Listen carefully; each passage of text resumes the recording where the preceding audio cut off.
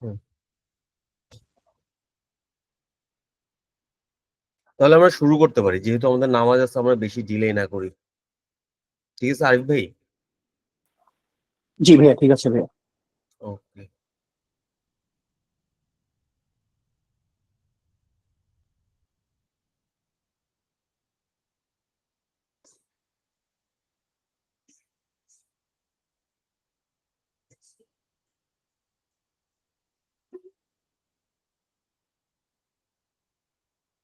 So আমরা last ক্লাসে হচ্ছে গিয়ে চ্যাপ্টার 2 দেখেছিলাম। সো আমাদের যেই অ্যাপ্রোচটা ছিল সেটা হচ্ছে গিয়ে আমরা আগে ম্যানুয়ালটা আমরা পুরোটা গো থ্রু করবো। আমরা যতটা সম্ভব আমরা ম্যানুয়ালটা কভার করব আগে, কারণ এটি আমার বেসিক। আমার লেখার জন্য ম্যানুয়ালটা সবচেয়ে বেশি ইম্পর্টেন্ট। তো তারপর গিয়ে আমরা কোশ্চেনে যাব, প্রিভিয়াস ইয়ারের কোশ্চেনে যাব। তো তখন গিয়ে আমরা আহ, এক দুইটা ক্লাস হচ্ছে আমরা নিজেরা কয়েকটা কোশ্চেন সলভ করব, কিভাবে রাইট আপ, কিভাবে লেখা যায়, লেখার কোয়ালিটি কিভাবে ইমপ্রুভ করা যায়, ওই বিষয়ে আমরা ক্লাস করব। কিন্তু এটা আসলে আমি গাইডেন্স দিতে পারি আপনাদেরকে, কিন্তু প্র্যাকটিসটা আপনাদের করতে হবে অনেক বেশি। এই রাইট আপে যাদের সমস্যা আছে তাদের বিশেষ করে প্র্যাকটিস না করলে, আহ, আমরা যদি দুইটা খাতা কম্পেয়ার করি তখন কিন্তু যার লেখাটা ভালো ওর সাথে কিন্তু আমি কম্পিট করে পারবো না। তো আমাদের প্র্যাকটিসটা অনেক দরকার। আপনারাই জানেন কাদের একটু প্র্যাকটিস দরকার বা না দরকার। আমি বাট আমার এন্ড থেকে সব টিপস গুলো দিয়ে দিব আর কি, কিভাবে কি লেখা যায়। সো আমরা তাহলে ম্যানুয়ালে যেহেতু শেষ করবো, সো আমরা আগাই, ম্যানুয়াল ধরেই আগাই। আজকে আমার টার্গেট ছিল হচ্ছে গিয়ে চ্যাপ্টার 3 এবং চ্যাপ্টার 4 এই দুটো শেষ করা। হ্যাঁ, সো চ্যাপ্টার 3 এবং চ্যাপ্টার 4 শেষ করা আমার টার্গেট। সো আমি চ্যাপ্টার 4টা আগে শুরু করব, like the macro economic environment. কারণ লাস্ট ক্লাসে কোনো একটা ভাইয়া বলেছিলেন যে ইম্পর্টেন্ট জিনিসগুলো ধরে যদি আমরা আগাই তাহলে তাদের জন্য বেস্ট হয়। সো আমার কাছে এই ম্যাক্রো এনভায়রনমেন্ট যে ফ্যাক্টর গুলো বা এই চ্যাপ্টারে যে টপিক গুলো আছে, এই টপিক গুলো আমাদের টাইম টু টাইম কাজে লাগে, এবং এই টপিক থেকে কোশ্চেনও আসে। প্লাস আমাদের আহ, যেই কেস স্টাডি, আমরা যখন অ্যাডভান্স লেভেলে উঠবো, আমরা যখন কেস স্টাডি এক্সাম দিব, সেখানেও এই ম্যাক্রো ইকোনমিক ফ্যাক্টরটা আসে। আমাদের সোয়াট অ্যানালাইসিসে কাজে লাগে, আমাদের বিভিন্ন ধরনের রাইট আপে এই ম্যাক্রো ইকোনমিক চ্যাপ্টারের যে থিওরি গুলো আছে এগুলোতে আমরা এই এই স্ট্র্যাটেজি গুলা এবং এই কনসেপ্ট গুলোকে আমরা কাজে লাগাতে পারি। সো আমি আগে চ্যাপ্টার 4 পড়বো, এরপর চ্যাপ্টার 3 পড়বো। হ্যাঁ।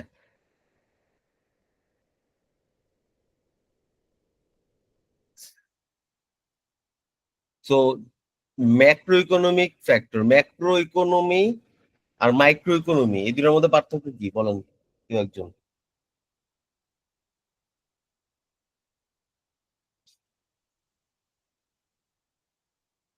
শোনা যাচ্ছে আমাকে?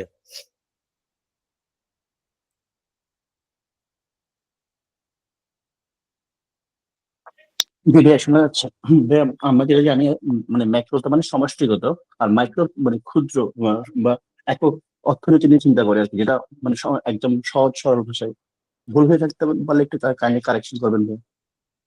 না, কনসেপ্ট ঠিক আছে। Macro is kind of broader, like আমরা যদি চিন্তা করি, নর্মালি যে বাসের কথা চিন্তা করি না আমরা, একটা বাস, বাস কিন্তু বড়ই হয়। আবার কি বলি আমরা, মাইক্রোবাস বলি। মাইক্রোবাস বলি না ওই যে হাইস্ট টাইস, এগুলোকে এগুলোকে মাইক্রোবাস কেন বলি? কারণ এটা কি, এটা হচ্ছে গিয়ে একটু ছোট টাইপের। লাইক মাইক্রো বলতে কি মানে একটু ডিপ, আর একটু নিচ, আর একটু গভীরে, মানে আর একটু ছোট। মানে ম্যাক্রোর যেরকম অ্যাসপেক্টটা অনেক বড়, লাইক হিউজ, ভাস্ট, এক্সটার্নাল। মাইক্রোটা হচ্ছে ইন্টারনাল, একটু কম, অত ভাস্ট না। কারেক্ট?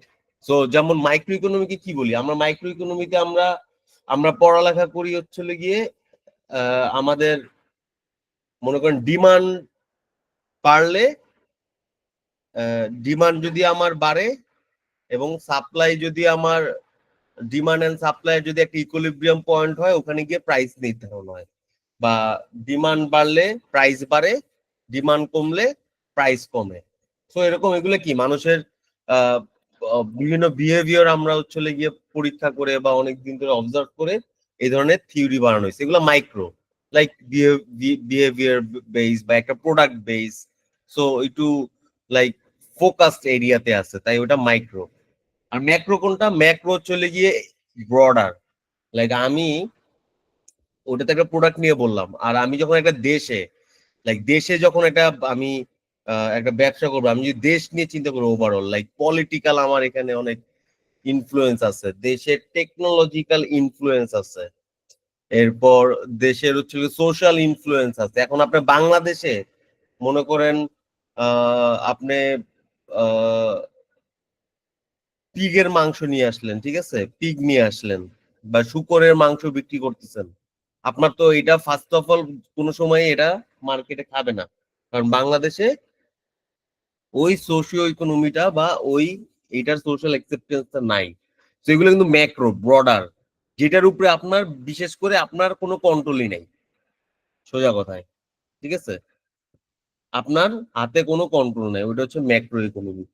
সো এইখানে আমরা যেটা পড়বো এই চ্যাপ্টারটা, এটা হচ্ছে ম্যাক্রো ইকোনমি নিয়ে, লাইক ব্রডার, হ্যাঁ, মানে এক্সটার্নাল এনভায়রনমেন্ট নিয়ে আমরা পড়বো।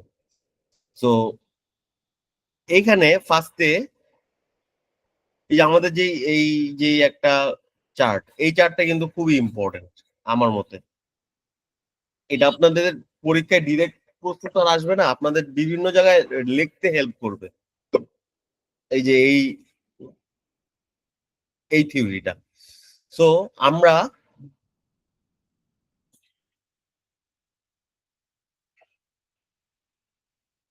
এটাকে বলে হচ্ছিল কি আপনার বিজনেস ইকোসিস্টেম। হ্যাঁ, একটা বিজনেসের ইকোসিস্টেম মোরলেস এরকম হয়ে থাকে। এটার কিছু এই যে macro economic environment, macro economic এনভায়রনমেন্টের মধ্যে এই যে আউটসাইড যেই জিনিসগুলো দেখতেছি, এগুলাকে আমরা সংক্ষেপে বলতে পারি কি বলেন তো?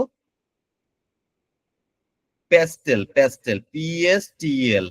পি দিয়ে পলিটিক্যাল, ই দিয়ে ইকোনমিক, এস দিয়ে সোশ্যাল, টি দিয়ে টেকনোলজিক্যাল, এল দিয়ে লিগাল, ই দিয়ে এনভায়রনমেন্টাল। হ্যাঁ, প্যাস্টেল। এই প্যাস্টেলটা হচ্ছে গিয়ে আমার ম্যাক্রো ইকোনমিক এনভায়রনমেন্ট, আর এটার ভিতরে আমার ইন্ডাস্ট্রির মধ্যে কিছু কিছু ফ্যাক্টর আছে, যেই ফ্যাক্টর গুলো মিলে আর এবং ম্যাক্রো ইকোনমিক এনভায়রনমেন্ট এগুলো সব মিলে হচ্ছে গিয়ে আমার একটা বিজনেসের ইকোসিস্টেম তৈরি হয়। তো আমার ইন্ডাস্ট্রি লেভেলের কিছু এনভায়রনমেন্ট আছে। এখানে হচ্ছে আমি যখন একটা ব্যবসা করব, আপনি আপনার ব্যবসার এখানে ব্যবসা করতে গেলে ব্যবসা কেন্দ্রিক কিছু এক্সটার্নাল থ্রেট আছে আপনার, মানে বহিরাগত কিছু থ্রেট আছে। লাইক আপনি যখন একটা ব্যবসা করবেন তখন দেখবেন হচ্ছে গিয়ে আপনি মনে করেন এখন সিমেন্ট ইন্ডাস্ট্রিতে আপনার মাথায় একটা ফ্যান্টাস্টিক আইডিয়া আছে, আপনি একটা সিমেন্টের একটা ফর্মুলা পাইছেন, এখন আপনি সিমেন্ট বানাবেন, হ্যাঁ, মার্কেটে এখন সিমেন্ট ইন্ডাস্ট্রিতে ঢুকবেন। এখানে কি থ্রেট অফ মার্কেট এন্ট্রি আছে, কারণ কি এখানে সিমেন্ট অলরেডি এক্সিস্টিং যে প্লেয়াররা আছে সিমেন্ট ইন্ডাস্ট্রিতে, এই প্লেয়াররা কিন্তু মার্কেট ক্যাপচার করে রাখছে, একদম মোরলেস সব মার্কেটটা ক্যাপচার করে রাখছে। এখন আপনারা এদের হিউজ লেভেলের ইনভেস্টমেন্ট নিয়ে নামতে হবে ওদেরকে বিট করার জন্য, আর না হলে আপনার কোনো ইউনিক কোনো আইডিয়া নিয়ে আসতে হবে বা সিমেন্টের বিকল্প কিছু একটা নিয়ে আসতে হবে। সো এখানে একটা মার্কেটের থ্রেট অফ মার্কেট এন্ট্রি, মানে আমার একটা এন্ট্রি ব্যারিয়ার দিয়ে রাখছে, মানে আমি চাইলেই এন্ট্রি করতে পারি না মার্কেটে, হ্যাঁ, এরকম ধরনের একটা থ্রেড থাকে। তারপর কি, তারপর হচ্ছে গিয়ে এই সাবস্টিটিউট প্রোডাক্ট অর সার্ভিসেস। এখন আমরা হচ্ছে গিয়ে সাবস্টিটিউট প্রোডাক্ট বলতে কি বুঝি বলেন তো কেউ একজন? সাবস্টিটিউট প্রোডাক্ট বলতে কি বুঝি? বিকল্প পণ্য ভাইয়া। একটা এক্সাম্পল দেন। হ্যাঁ, হ্যাঁ, মানে এক্ষেত্রে ধরেন চায়ের বিপরীতে আমরা মানে আমি খাবারের উদাহরণ, যে চায়ের বিপরীতে কফি হতে পারে বা কফির বিপরীতে চা হতে পারে। হ্যাঁ, এক্স্যাক্টলি। তো আমার হচ্ছিল গিয়ে এখানে একটা সাবস্টিটিউট প্রোডাক্টের একটা থ্রেড থাকে। লাইক আমি মনে করেন এই কফি নিয়ে আসলাম, হ্যাঁ? ভাইয়া যেটা বলল, কফি নিয়ে আসলাম। এখন কফির এগেইনস্টে আমার সাবস্টিটিউট প্রোডাক্ট চা নিয়ে এসে কেউ আমার ব্যবসা অবস্থা খারাপ করে দিতে পারে। বা আমার হচ্ছিল গিয়ে ওই কলমের সাবস্টিটিউট পেন্সিল হইতে পারে। বা এরকম বিভিন্ন রকমের সুগারের সাবস্টিটিউট আমার স্যাকারিন হইতে পারে।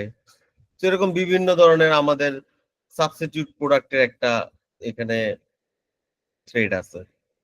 তারপর কি bargaining power of supplier. Bargaining power of supplier এটা কি? এটা হচ্ছে হলো গিয়ে যখন আমি ব্যবসা করি, আমার ব্যবসায় কিন্তু আমার যদি সাপ্লায়ারের সাথে আমার তো একটা সাপ্লাই চেইন মেনটেন করতে হয়। ধরেন আমি সিমেন্টের কথা বললাম, সিমেন্টের কথা যদি চিন্তা করি, এখন সিমেন্ট বানাতে তো আপনার র মেটেরিয়ালস লাগে। এখন এই র মেটেরিয়াল সাপোজ ক্লিংকার, আপনার র মেটেরিয়াল ক্লিংকার, এটা হচ্ছে হলো গিয়ে আপনি একটা সাপ্লায়ারের কাছ থেকে কিনবেন। এখন আপনি একটা সাপ্লায়ারের উপরেই ডিপেন্ডেন্ট। সো একটা সাপ্লায়ারের উপর যখন ডিপেন্ডেন্ট থাকেন, তখন সাপ্লায়ারের কিন্তু বার্গেন পাওয়ারটা অনেক হাই থাকে। ওরা যে প্রাইস বলে ওটা আপনার নেগোশিয়েট করার চান্সেস কমে যায়। তো আপনার কিন্তু এখানে বেশি টাকা দিয়ে জিনিসটা কিনতে হয়। বেশি টাকা দিয়ে জিনিসটা কিনলে কি হবে? আমার আমি বার্গেন পাওয়ার লুজ করবো। এখানে সাপ্লায়ার এর বার্গেন পাওয়ার হাই, এটাও আমার একটা থ্রেট থাকে। আমাদের সাপ্লাই চেইন স্ট্রং না হলে। বাট আমরা যদি মাল্টিপল সাপ্লায়ার মেনটেন করি বা পোর্টফোলিও অফ সাপ্লায়ার্স মেনটেন করি, তখন কিন্তু আমার বার্গেন পাওয়ারটা আমার বেশি থাকে, সাপ্লায়ারের বেশি থাকে না। সো এটা গেল হচ্ছে গিয়ে বার্গেনিং পাওয়ার অফ সাপ্লায়ার্স। এরপর কি বার্গেনিং পাওয়ার অফ বায়ার। এখন আপনার প্রোডাক্টটা যদি মার্কেটে খুব লাইক অ্যাভেলেবেল হয় বা কম্পিটিশন অনেক বেশি হয়, যখন অনেক প্রোডাক্টটা অ্যাভেলেবেল, তখন কিন্তু বায়ারের বার্গেনিং পাওয়ার অনেক বেশি থাকে। হ্যাঁ, বায়ার কিন্তু অনেক বার্গেন করতে পারে। আর আপনার যদি প্রোডাক্ট একটু ইউনিক হয় বা একটু ডিফারেন্সিয়েট, লাইক আমরা তো আহ, ইসের সাপোজ আইফোনে কিন্তু আমাদের বায়ার হিসাবে কিন্তু আমাদের বার্গেন পাওয়ার নাই বললেই চলে। কারণ আমরা কিন্তু দামাদামি করতে পারি না। হ্যাঁ, তো এখানে বায়ারের বার্গেন পাওয়ার কম থাকে। তো বায়ারের বার্গেন পাওয়ার যখন বেশি থাকে, তখন ওইটাও আমাদের জন্য এক ধরনের থ্রেট। হুম, বুঝে গেছে এই জিনিসটা, এই পিকচারটা। এখানে আরেকটা জিনিস ছিল রাইভেলরি অ্যামং এক্সিস্টিং ফার্মস।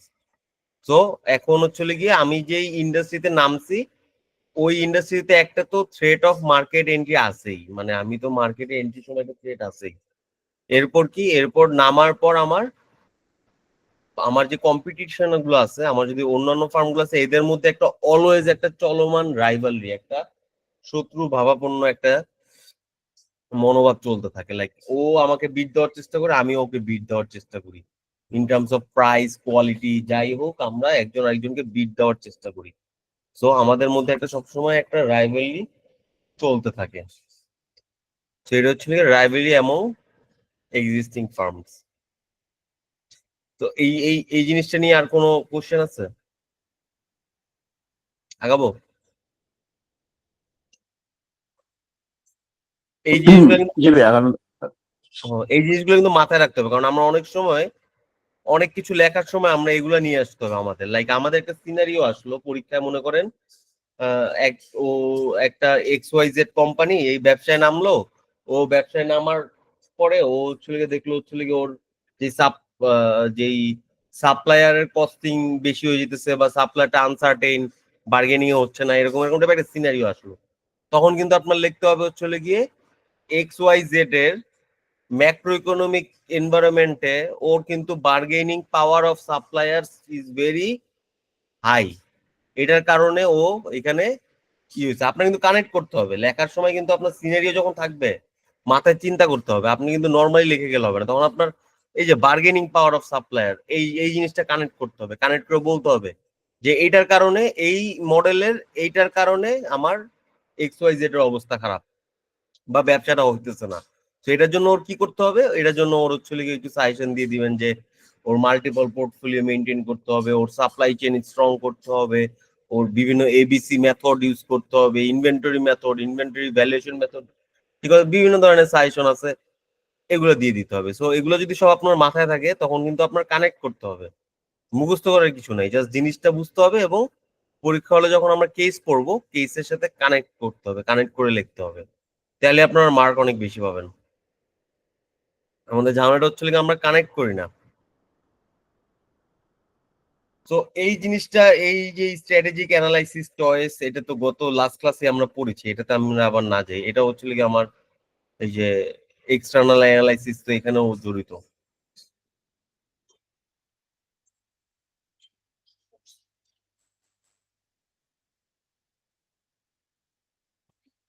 এরপর কি gathering and disseminating environmental information, এগুলো ওরকম কিছু না। Sources of environmental information, environmental ইনফরমেশনের কই কোথা কোথা থেকে সোর্স পাই আমরা? এই যে ইন্টারনাল সোর্স পাই বিভিন্ন মানুষের কাছ থেকে, এমপ্লয়ের কাছ থেকে, ইন্টারনাল রেকর্ড সিস্টেমের মিটিং মিনিটস থেকে, রেভিনিউ কস্ট, এইসব বিভিন্ন ট্রেন্ড থেকে আমরা পাই। ফর্মাল ইনফরমেশন সোর্সেস, কিছু কিছু কনসালটেন্সি ফার্ম আছে যারা বিভিন্ন ধরনের ইনফরমেশন পাবলিশ করে, বিভিন্ন বিভিন্ন ম্যাগাজিন আছে, হ্যাঁ, রাইভার গভর্নমেন্টের স্ট্যাটিস্টিক্স, সিপিডি রিপোর্ট আছে বিভিন্ন ধরনের, গভর্নমেন্ট স্ট্যাটিস্টিক্যাল রিপোর্ট, অনলাইনে আমরা অনেক কিছুতে দেখতে পারি, সাবস্ক্রাইব করে মার্কেট রিপোর্ট পাবলিশ হয়, মার্কেট অ্যানালাইসিস নিয়ে, ওগুলো থেকে আমরা দেখতে পারি। এগুলা বোঝার কিছু নাই পড়ানোর, ভ্যালিডেটিং ইনফরমেশন এগুলো পড়ানোর কিছু নাই। ডাইনামিক্স,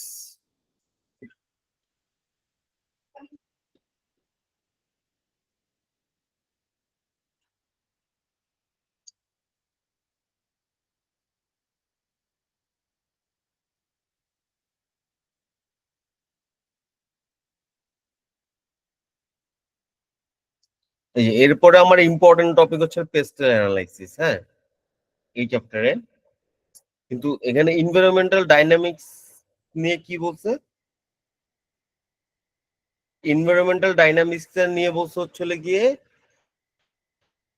এখানে হচ্ছে গিয়ে বিজনেস কি করে, বিজনেস হচ্ছে গিয়ে তার যত এক্সটার্নাল এনভায়রনমেন্ট আছে এগুলো নিয়ে একটা স্টাডি করে, অ্যানালাইসিস করে, হ্যাঁ, অ্যানালাইসিস করে একটা এনভায়রনমেন্ট কিরকম হবে এটা একটা প্রেডিক্ট করার চেষ্টা করে, হ্যাঁ, প্রেডিক্ট করার চেষ্টা করে। এটা এটা এটা যদি আমি একটা সিম্পল ভাষায় বলি পুরো জিনিসটা, সেটা হচ্ছে গিয়ে মনে করেন আপনার একটা সানি ডেতে আপনি আগে থেকেই ছাতা নিয়ে বেরোইছেন, সানি ডেতে আগে থেকেই ছাতা নিয়ে বেরিয়েছেন, ওটা যেরকম।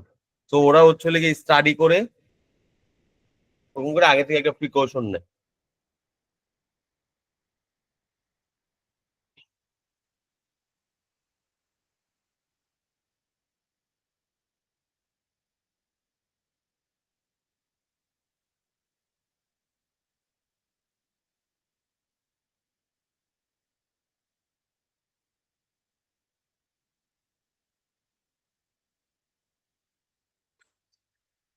আর সিনারিও প্ল্যানিংটা কি? সিনারিও প্ল্যানিংটা হচ্ছে গিয়ে আমার কিছু মাল্টিপল ফিউচার সিচুয়েশন, হ্যাঁ, মানে আমার কিছু কিছু এক্সপেক্টেড কয়েক ধরনের ফিউচার সিচুয়েশন নিয়ে আমরা একটা স্ট্র্যাটেজিক লার্নিং করি, হ্যাঁ, স্ট্র্যাটেজিক লার্নিং করি এবং ওখান থেকে একটা ডিসিশনে আসি। মানে বিভিন্ন ধরনের, আমরা যদি মনে করেন আমার ডেস্টিনেশন আমি ঢাকা থেকে সিলেট যাব, এখন সিলেট যাব, এটা বিভিন্ন ধরনের রুট আছে, আমি প্রত্যেকটা রুট হচ্ছে লিগে ফার্স্টে অ্যানালাইসিস করলাম, কোন রুটে জ্যাম আছে, কোন রুটে কি আছে, কোন রুট দিয়ে ট্রাক ঢুকতে পারে, কোন রুট ওয়ান ওয়ে, কোন রুট টু ওয়ে, পুরোটারে আমি হচ্ছে লিগে আগে থেকে একটা বেস্ট রুট সিলেক্ট করে রাখলাম। সিনারিও অ্যানালাইসিসটা মোরলেস এইরকমই, এই জিনিসটাই। হুম। তো এটা বেসিক্যালি সিনারিও অ্যানালাইসিসটা হচ্ছে লিগে আমার আহ, বিভিন্ন ধরনের হিস্টোরিক ট্রেন্ড ইউজ করে, এখানে হচ্ছে গিয়ে এক্সটার্নাল ফোর্সেস গুলোকে কনসিডার করা হয়, লাইক পেস্টেল, এই political, economic, social, technological, environmental, legal, এগুলাকে হচ্ছে গিয়ে ওরা কনসিডার করে, কনসিডার করে আমরা একটা সিনারিও অ্যানালাইসিস করি। তো এই জিনিসটা কি, আপনার এই জিনিসটা বললাম কেন, সিনারিও অ্যানালাইসিসটা আপনার মনে করেন কোশ্চেনে কেস বেস কোশ্চেন, তো আপনার একটা কোশ্চেন আসলো, আইসে দেখলে হচ্ছে কি আপনার একটা সাজেশন দিতে হইতে পারে, বা আপনার ওখানে মনে করেন একটা সাজেশন হিসেবে বলতে পারেন যে ওর আসলে একটা সিনারিও অ্যানালাইসিস করা উচিত ছিল। আপনার একটু কানেক্ট করলেন, হ্যাঁ, বইয়ের ভাষার সাথে কানেক্ট করলেন। এক্স ওয়াই জেড এর মনে করেন একটা এক্সটার্নাল এনভায়রনমেন্টাল কারণে ফেল হলো ওর বিজনেসটা, তখন আপনারা ওখানে বলতে পারেন যে ওর সিনারিও অ্যানালাইসিস করা ছিল না দেখে ওর ফেল হয়েছে, সিনারিও অ্যানালাইসিসটা করতে হবে সাজেশনে। তো এগুলো কানেক্ট করবেন প্রত্যেকটা জিনিসই। হুম।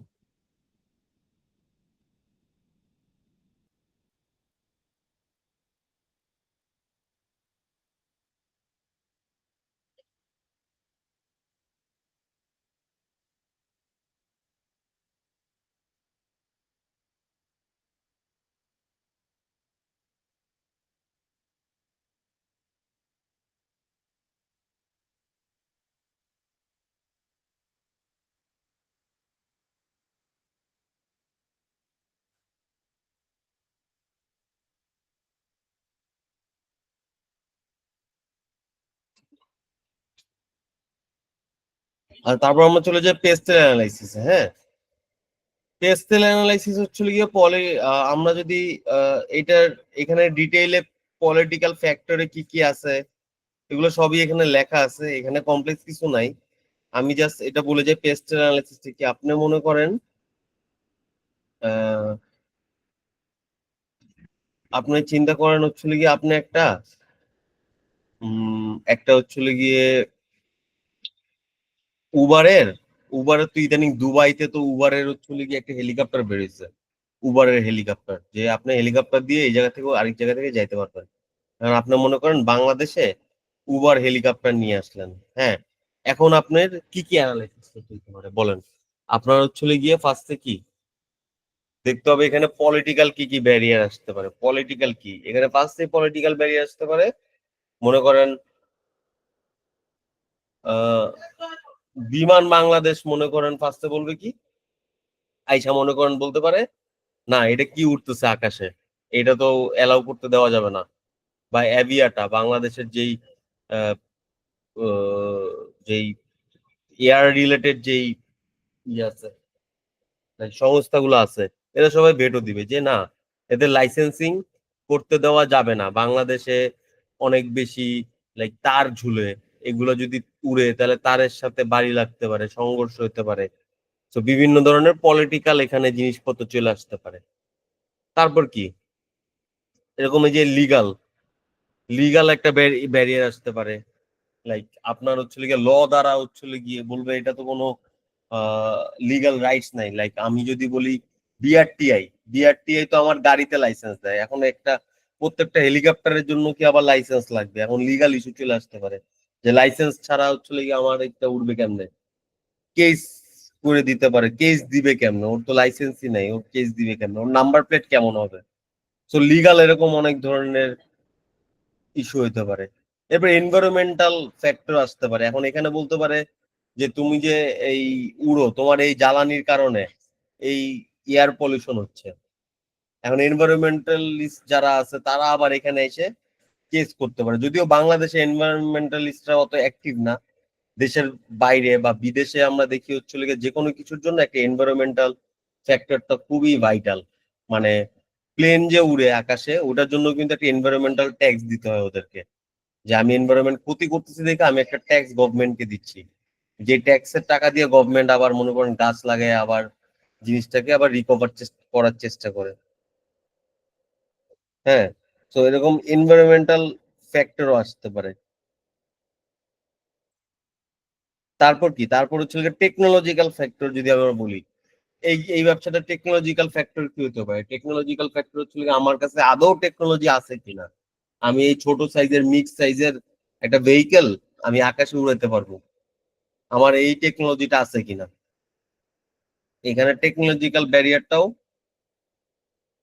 চলে আসে। এখন সোশ্যাল এবং কালচারাল ব্যারিয়ারও চলে আসবে এখানে, সোশ্যাল এবং কালচারাল এবং সোসাইটি, বাংলাদেশে যে সোশ্যাল ইকোনমিক কনটেক্সট যেটা, হুম, এখন ইকোনমিক কনটেক্সটে হচ্ছে গিয়ে আমার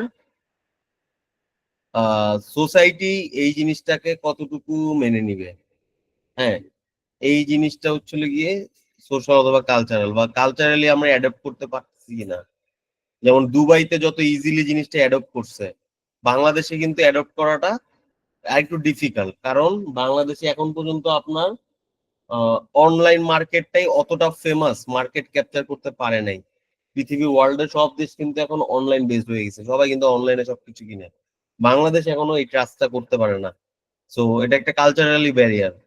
সো এই জিনিসটাকে কালচারালি মানুষজন কিভাবে নিবে, এটা একটা জিনিস। এবার ইকোনমিক, বাংলাদেশের মানুষের ইকোনমিক অবস্থা কি, ওরা কি অ্যাফোর্ড করতে পারবে কিনা। একটা ভাড়া হবে হচ্ছে কি, নর্মালি আমার উবারে 500 টাকা ভাড়া হইলে এখানে হবে 5,000 টাকা ভাড়া। এই 5,000 টাকা বিয়ার করার মতো বাংলাদেশের মানুষের কোনো কেপাবিলিটিস আছে কিনা। এই ধরনের দেখেন, চিন্তা করে দেখেন, আপনি একটা ব্যবসা করতে নামলে আপনার কিন্তু এই সকল ধরনের ফ্যাক্টর চিন্তা করতেই হয়। হ্যাঁ, চিন্তা করতেই হয়। তো এই চিন্তা ছাড়া কিন্তু আপনারা নর্মালি ব্যবসা করলে ওই ব্যবসা ফিজিবল হয় না। তো আপনারা বলেন তো, এখানে মনে করেন আপনার মনে করেন একটা ব্যবসা করতেছেন, ঠিক আছে, খুলতেছেন। তো ওই ব্যবসায় আপনি এই ফ্যাক্টর গুলোর মধ্যে কোন ফ্যাক্টরটা সবার আগে অ্যানালাইসিস করবেন বা সবচেয়ে ইম্পর্টেন্ট মনে হচ্ছে আপনাদের কাছে?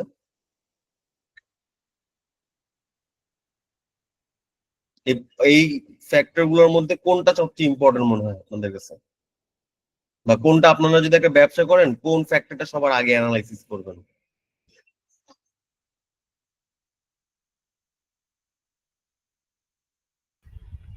বলেন। হুম। ইকোনমিক ফ্যাক্টরটা আগে দেখবো আমি, আমার আচ্ছা, মনে হয়। ইকোনমিক ফ্যাক্টরটা আগে দেখবেন। ওকে, ইকোনমিক ফ্যাক্টরটা কেন দেখবেন আগে? আমি তো প্রফিটের জন্য বিজনেস করতে আসবো, আমি আগে এটার তো ফিল্ডটা দেখবো যে আমি কতটুকু গেইনার হবো, এটার ইকোনমিক ইয়েটা আমার। ওকে, সো আপনি দেখবেন হচ্ছে কি আমার দেশের মানুষের ওই আমার প্রোডাক্টটা অ্যাফোর্ড করার মতো ইকোনমিক কন্ডিশন আছে কিনা, এই রাইট। জিনিসটা আপনি দেখবেন। ভেরি গুড, হইতে পারে। আবার অনেকে হচ্ছে গিয়ে, যদি আপনার সেগমেন্টটা এরকম হয় যে একটু সেন্সিটিভ, লাইক আপনি হচ্ছে গিয়ে বাংলাদেশে একটা একটা হচ্ছে গিয়ে হ্যামবার্গার আনতে চাচ্ছেন, হ্যামবার্গারটা হচ্ছে গিয়ে আমার ওই যে পোর্ক দিয়ে বানানো হয়, মনে করেন হ্যামবার্গার ইন্ট্রোডিউস করতেছেন, তখন কিন্তু আপনি কালচারাল জিনিসটা আগে, ফ্যাক্টরটা আগে দেখবেন। ইকোনমিক অবস্থা হচ্ছে কালচারাল জিনিসটা আগে দেখতে হবে। হ্যামবার্গারটা কি ভাইয়া? হ্যামবার্গারটা হচ্ছে গিয়ে ওই যে পোর্ক দিয়ে এক ধরনের বার্গার বানায়, মানে বার্গারটার ভিতরে যে প্যাটিটা থাকে ওটা হচ্ছে গিয়ে ওই শুকরের মাংস দিয়ে ওই প্যাটিটা বানায়। ও আচ্ছা, ওটা ওটা ইয়েতে চলে যাবে, কালচারাল। হ্যাঁ, তো ওটা যখন আনবে আপনি কিন্তু কালচারাল জিনিসটা আগে ফ্যাক্টরি করবেন, যে বাংলাদেশে এটা যদি আনি, বাংলাদেশে তো এটা চালানো খুবই ডিফিকাল্ট। হ্যাঁ, তো হুম। প্রোডাক্ট টু প্রোডাক্ট ভ্যারি করবে, কিন্তু আমার সবগুলোই আবার আমার ইকুয়ালি ইম্পর্টেন্ট। এখন আপনি একটা অস্ত্রের ব্যবসা করবেন, আপনি কি করবেন, আপনি হচ্ছে আগে লিগাল জিনিসটা আগে চিন্তা করবেন। হ্যাঁ, হুম। লিগাল জিনিসটা চিন্তা করবেন। তো বিভিন্ন প্রোডাক্ট লাইনের সাথে বিভিন্ন জিনিস, বাট আমার এই প্রত্যেকটা প্যাস্টেলের প্রত্যেকটা কম্বিনেশনে কিন্তু আমার দরকার আছে। সো আপনার কোশ্চেনে যখন সিনারিও অ্যানালাইসিস টাইপের যে কোশ্চেন গুলো আপনাদের আসছে, কেস বেস যেহেতু কোশ্চেন হয় আপনাদের, মনে করেন কেসে আসলো হচ্ছে গিয়ে একটা ওরকম আহ, এরকম ব্যবসা এক্সওয়াইজেড ব্যবসা করতেছে, সিনিয়রিটি এরকম দিল যে ওই ব্যবসার মধ্যে সে হচ্ছে গিয়ে করতে গিয়ে তাদের ইনভায়রনমেন্টালিস্টরা ওদেরকে কেস দিছে বা এইটা করছে ওইটা করছে। তখন হচ্ছে গিয়ে আপনি যখন অ্যান্সার করবেন তখন এই পেস্টেলটাকে নিয়ে এসে বলবেন পেস্টেলের এনভায়রনমেন্টাল ফ্যাক্টরটা ও কনসিডার করে নাই, সো এটা ইজ আ থ্রেট। মানে আমাদের যে কোনো কিছুতে যদি আমরা সোয়াট অ্যানালাইসিস করতে যাই, সো আমরা অপরচুনিটি এন্ড থ্রেট যে জিনিসটা সোয়াটের একটা কি strength, weakness, opportunity, threat. Strength আর উইকনেস তো হচ্ছে ইন্টারনাল, মানে কোম্পানির ভিতরের জিনিস। আর অপরচুনিটি আর থ্রেট এই দুইটা কিন্তু এক্সটার্নাল জিনিস। হ্যাঁ, সো যখনই আমাদের অপরচুনিটি বা থ্রেট নিয়ে কথা বলতে হবে তখনই আমরা পেস্টেলের জিনিসপত্র আমরা এখানে কানেক্ট করে ফেলতে পারি। সাপোজ আমি হচ্ছে গিয়ে মনে করবেন আমার আমার ব্যবসার থ্রেট কি বলতে বললো, বা এই ব্যবসার থ্রেট কি কি মনে হয় আপনার কাছে, এরকম জিজ্ঞেস করলো, তখন আপনি এই যে পেস্টেলের গুলো বলবেন হচ্ছে এই যে এনভায়রনমেন্টাল ফ্যাক্টরটা, এই জিনিসটা একটা থ্রেট হইতে পারে, বা ইকোনমিক ফ্যাক্টরটা একটা থ্রেট হইতে পারে, পলিটিক্যাল ফ্যাক্টরটা থ্রেট হইতে পারে। এইভাবে করে কানেক্ট করবো জিনিসগুলো, কিন্তু সোজা প্যাস্টেল জিনিসে কি লেখা এই জিনিসটা কিন্তু অনেক ইজি, কিন্তু আমরা যেটা ভুল করি সেটা হচ্ছে আমরা কানেক্ট করতে পারি না। আমাদের জিনিসটা কোশ্চেনে অ্যান্সারের সাথে কানেক্ট করতে হবে পড়াটাকে। হ্যাঁ, মানে কেস বেস আসছে দেখে আমি খালি বানায় লিখছি মনের মাধুরী মিশায়া, তাহলে কিন্তু হবে না। আমার কিন্তু কানেক্ট করে করে লিখতে হবে। আমার প্রত্যেকটা টপিকের আমরা যা যা মাথায় রাখতেছি সব আমরা কানেক্ট করে করে লিখবো। সো আমি ইন ডিটেল এখানে কি লেখা আছে এগুলো পড়লাম না, আমি মেইন থিমটা আপনাদেরকে বলে দিছি।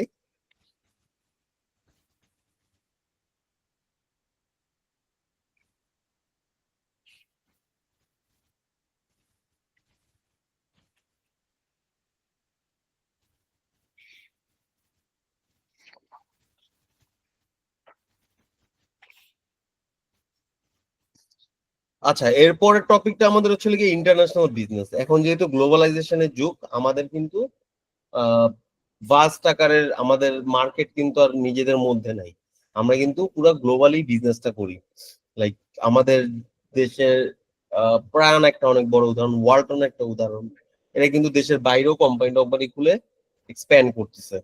সো এই গ্লোবালাইজেশনের যুগে আমাদের সাপ্লাই চেইন বা আমাদের প্রফিট ম্যাক্সিমাইজেশনের জন্য আমরা সবাই we have to go international. আমাদের কিন্তু ইন্টারন্যাশনালি যাইতেই হয়। আমাদের দেশের মার্কেটটা কিন্তু সবসময় সাফিসিয়েন্ট হয় না। হ্যাঁ, সো এইখানে আমরা যে জিনিসটা আমাদের ইম্পর্টেন্ট সেটা হচ্ছে গিয়ে এই যে ওমাইস 5 C's ফ্যাক্টরস।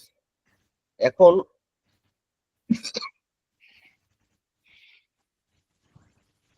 সো ওমায় কি বলছে, ওমায় বলছে হচ্ছে গিয়ে 5C দিয়ে 5C দিয়ে একটা সেকেন্ড।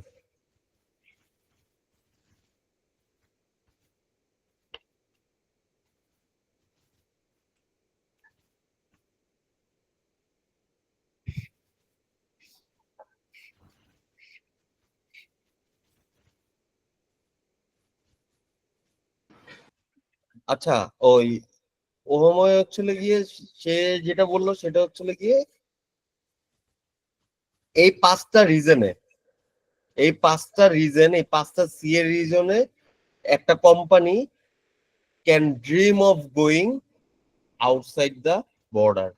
বা আমি আমি যে মনে করেন আপনি একটা ব্যবসা খুলছেন, আপনি সিম্পলি একটা মনে করেন ছোটখাটো একটা চায়ের দোকান খুলছেন। মানে এই চায়ের দোকানটা, হ্যাঁ, চায়ের দোকানটা হচ্ছে গিয়ে আপনি অনেক বড় করতে চান। মানে আপনি এটা ইন্টারন্যাশনালিও নিয়ে যেতে চান। হ্যাঁ, ইন্টারন্যাশনালিও নিয়ে যেতে চান। এই ইন্টারন্যাশনালি নেওয়ার জন্য এই যে এই 5C, এই 5টা C আপনাকে মোটিভেট করবে। হ্যাঁ, যে আপনার গ্লোবাল যাওয়া উচিত কিনা। এখানে হচ্ছে কি বলছে, first of all the customer. হ্যাঁ, কাস্টমার। এখানে হচ্ছে গিয়ে কাস্টমারের টেস্ট কি, কাস্টমারের টেস্ট কিন্তু এই গ্লোবালাইজেশনের যুগে আমি যদি বলি অলমোস্ট সিমিলার হয়ে যাচ্ছে। এখন আমি মনে করেন আপনি একটা হাঙ্গারির একটা টিনেজার, হাঙ্গারি একটা কান্ট্রি, হাঙ্গারির একটা টিনেজার, আর আপনি হচ্ছে ঢাকার একটা টিনেজার। এই দুজনের কিন্তু, হ্যাঁ, এই দুজনের কিন্তু পছন্দটা অনেক জায়গায় অনেক কিছুর জন্য এক। লাইক ওই ছেলেটা ওর ছেলেকে কিটক্যাট পছন্দ করে, আপনি ওইখানে কিটক্যাট পছন্দ করতেছেন, তাই না? মানে আপনাদের টেস্ট বাট কিন্তু সেম কাস্টমারের এই গ্লোবালাইজেশন যুগে হয়ে যাচ্ছে। তো এই সকল ক্ষেত্রে লাইক গ্লোবাল ব্র্যান্ড গুলা কি করে, গুচ্চি, তারপর হচ্ছে আরমানি, এরা কি করে, এরা হচ্ছে কিন্তু গ্লোবালি ব্যবসা করতে পারার একটাই কারণ, পৃথিবীর এক প্রান্তের টেস্ট এবং আরেক প্রান্তের টেস্ট, দুইটা টেস্ট সিমিলার হওয়ার কারণে। হ্যাঁ, সো এই 5Cর মধ্যে ফার্স্ট রিজন সিটা হচ্ছে কাস্টমার। হ্যাঁ, এর পরের সিটা হচ্ছে গিয়ে কস্ট। এখন কস্টটা কি, এখন আমরা কিন্তু ইকোনমিজ অফ স্কেল নামের একটা আমাদের কনসেপ্ট আছে। হ্যাঁ, এটা কি আমরা জানি ইকোনমিজ অফ স্কেল কি? কেউ কি বলতে পারেন? কেউ কি পড়েছি আগে ইকোনমিজ অফ স্কেল? হুম,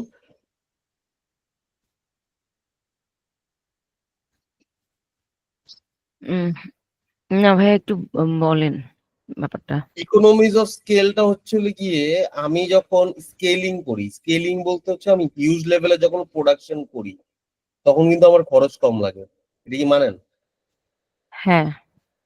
আপনি যদি বাসায় রান্না করেন, হ্যাঁ, আপনি মনে করেন 1 কেজি গরুর মাংস রান্না করলেন বা খাসির মাংস রান্না করলেন, আপনার যে পরিমাণে কস্টিং যাবে, হ্যাঁ, মনে করেন 1 কেজিতে কস্টিং গেল আপনার 1,000 টাকা। আপনার 5 কেজিতে কি 5,000 টাকা কস্টিং যাবে নাকি 4,500 টাকা কস্টিং যাবে? হুম, কম একটু যাবে। কম যাবে না? আমার কম। স্কেল বাড়লে কিন্তু আমার প্রোডাকশনটা, আমার কস্টিংটা একটু কমে। কারণ আমার কিছু হুম, কিছু ফিক্সড কস্ট আছে, লাইক ফ্যাক্টরিতে কিন্তু আপনি 5টা ইউনিট প্রডিউস করেন, আপনার ইলেকট্রিসিটি বিল ঠিকই দেওয়া লাগবে, আপনার রেন্ট ঠিকই পুরোটা দেওয়া লাগবে। কিন্তু আপনি যদি হ্যাঁ। 50,000 করেন তাহলে সেম রেন্টই দেওয়া যাবে। তো আমার এখানে কিছু কস্ট সেভিং হয়। তো সেকেন্ড সিট হচ্ছে কস্ট। আপনি যখন দেশে মনে করেন আপনি 5 লাখ ইউনিট বেচতে পারবেন, আপনার ক্যাপাসিটি আছে বেচার। বাট দেশের বাইরে গ্লোবালাইজেশনে গেলে আপনার কিন্তু 5 লাখের জায়গায় 5 কোটি বেচতে পারবেন। তো 5 কোটি যখন বেচবেন, 5 কোটি বেচলে আপনার প্রোডাকশন করতে হবে বেশি। তো কস্টিং প্রত্যেকটার অটোমেটিক কমে যাবে, তো এখানে প্রফিট আরো বেড়ে যাবে, তাই না? সো আমরা ইকোনমিজ অফ স্কেল অ্যাচিভ করার জন্য আমরা এই আহ, আমরা হচ্ছে গিয়ে হিউজ লেভেলের প্রোডাকশন করে থাকি। তো এই কস্ট হচ্ছে গিয়ে একটা ফ্যাক্টর, বুঝা গেছে? জি। এরপরের ফ্যাক্টরটা হচ্ছে গিয়ে সি দিয়ে হচ্ছে গিয়ে আমার কান্ট্রি। কান্ট্রি কি, এখন কান্ট্রির মধ্যে হচ্ছে গিয়ে কিন্তু আমাদের যেমন আমরা যদি আগের গভর্নমেন্ট দেখতাম, আমাদের আগে যে গভর্নমেন্ট ছিল এরা কিন্তু কান্ট্রি ওয়াইজ ইন্ডিয়ার সাথে কিন্তু একটা লাইক ট্রেড এগ্রিমেন্ট, বিভিন্ন ধরনের রিডিউস ট্যারিফ, এগুলো দিয়ে কিন্তু ওরা আহ,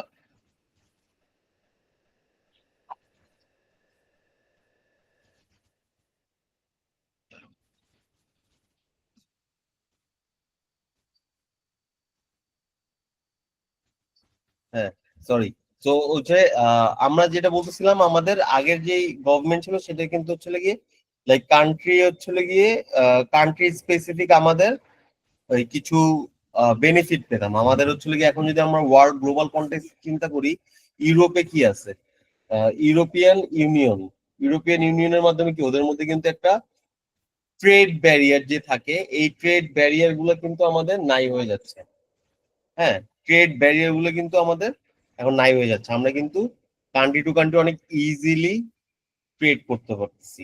লাইক গভর্নমেন্ট কিন্তু এখন অনেক একটু চিল মোডে থাকে, লাইক ওরা কিন্তু অত বেশি ব্যারিয়ার দেয় না। হ্যাঁ, তো ব্যবসার অনেক, যেমন চায়নায় যান আপনি ব্যবসা করতে, আপনার কিন্তু সবকিছু ওপেন। আপনি চায়না থেকে যে কোনো কিছু প্রোডাক্ট প্রডিউস করতে পারবেন। অনেক জায়গায় রিজিড আছে ওরা, কিন্তু আবার অনেক জায়গায় ওপেন। সো এই আমাদের যেই ট্রেডিং এর জন্য শার্ক সার্ক হচ্ছে লেগে আমাদের প্রতিষ্ঠা করা হয়েছিল। এখানে হচ্ছে লেগে আমাদের এই ট্রেডিং অ্যাডভান্টেজ পাওয়ার কথা ছিল, যদিও এটা এত অত অ্যাক্টিভ না। সো কান্ট্রি স্পেসিফিকও আমাদের কিছু এখানে বেনিফিটের কারণে আমরা গ্লোবালি যাই। এরপর কি করি? এরপর আমরা একটা মনে করেন ধরেন কম্পিটিশন। কম্পিটিশনটা হচ্ছে গিয়ে আমরা আমরা গ্লোবালি, লাইক আপনি হচ্ছে গিয়ে যেই চায়ের ব্যবসাটা করতেছেন, আপনার পাশে আরেকজন চায়ের ব্যবসা করতেছে।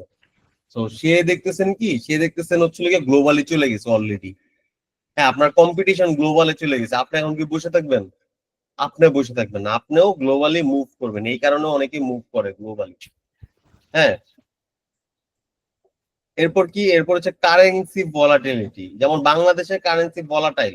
আপনি এখন মনে করেন আমেরিকায় গিয়ে ব্যবসা শুরু করলেন, ব্যবসা শুরু করে আপনি ডলার কামাইলেন, বা ইউরোপে গিয়ে আপনি ইউরো কামাইলেন। ইউরো গুলা কিন্তু কারেন্সি গুলা সেফ, ওই কারেন্সি গুলো আপনি রাখলে ওগুলা কিন্তু এক্সচেঞ্জ রেটে ওরকম ইম্প্যাক্ট পড়ে না। সো কারেন্সি ভলাটিলিটির কারণে অনেক কান্ট্রি গ্লোবালি যায়। সো ওমায় কি বলছে, এই 5টা সি এর কারণে আমরা গ্লোবালি যাই। হ্যাঁ, এটা বুঝে গেছে? গ্লোবালাইজেশন থেকে এবার একটা প্রশ্ন আসছিল, এটা একটু ডিসকাস করা যায়? বলেন। বলতেছি গ্লোবালাইজেশন থেকে এবার একটা প্রশ্ন আসছিল, এটা কি একটু ডিসকাস করা যায়? গ্লোবালাইজেশন থেকে একটা প্রশ্ন আসছিল। এক আচ্ছা, নম্বর প্রশ্নটা তো প্রশ্নটা আমি দেখি নাই, গ্লোবালাইজেশন। প্রশ্নটা তো আমি দেখি নাই। আমরা তাহলে ওটা নিয়ে আমরা ডিসকাস করবো না, আমরা আসলে কোশ্চেনে তো আমরা যাবো। তো আমরা জি ঠিক আছে, গুলো পড়ে ঠিক আছে। আমরা যখন কোশ্চেনে জি যাব জি তখন আমরা লিঙ্ক করে আবার গেট ব্যাক করবো এইসব জায়গায়, ঠিক আছে ভাই। বেটার হয় না? জি জি ওকে। কারণ আমরা যেটা একটা ফ্লোতে আছি, আমরা ফ্লোতে চ্যাপ্টার গুলো জি শেষ করে ফেলি, মানে আমরা থিওরিটিক্যাল জিনিসপত্র গুলো শেষ করে ফেলি। জি ওকে ওকে ওকে।